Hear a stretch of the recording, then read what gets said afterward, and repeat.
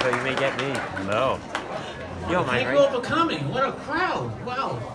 Anyway, I was born and raised in Brooklyn, New York. Oh boy.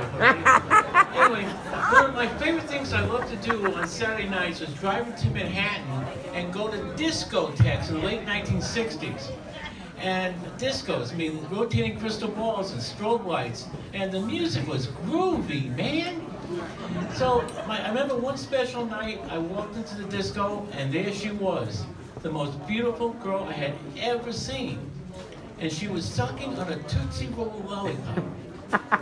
I have to say, I never thought of Tootsie Roll Pops the same way ever again. I actually stopped giving them out for Halloween. Way too inappropriate. But I digress a little. So, our eyes locked, we met, had the greatest night ever, never saw her again.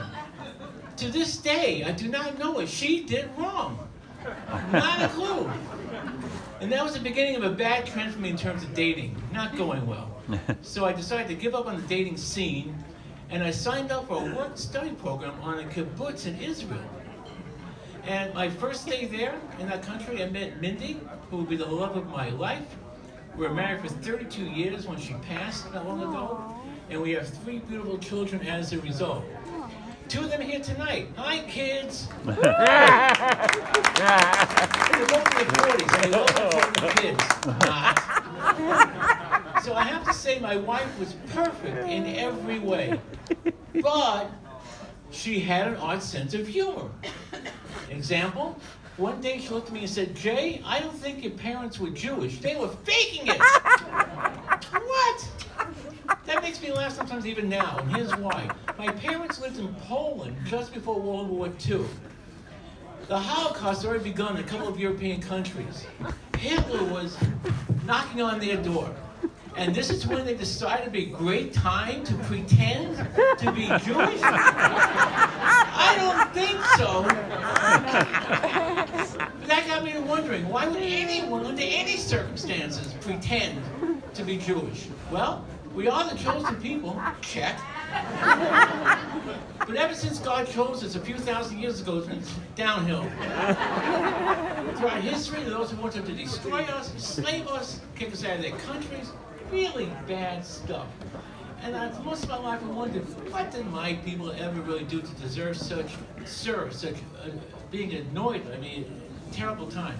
And turns out, we did nothing wrong. It's because we have a terrible marketing department. We're not selling it like everyone else. For example, if somebody wants to convert to Christianity, as long as they believe that Jesus is their Lord and Savior, they're in. That's it.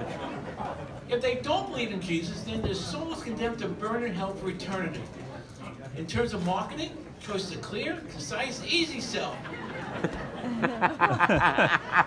What happens if somebody wants to convert to Islam? As long as they believe in the teachings of Prophet Muhammad, they're in.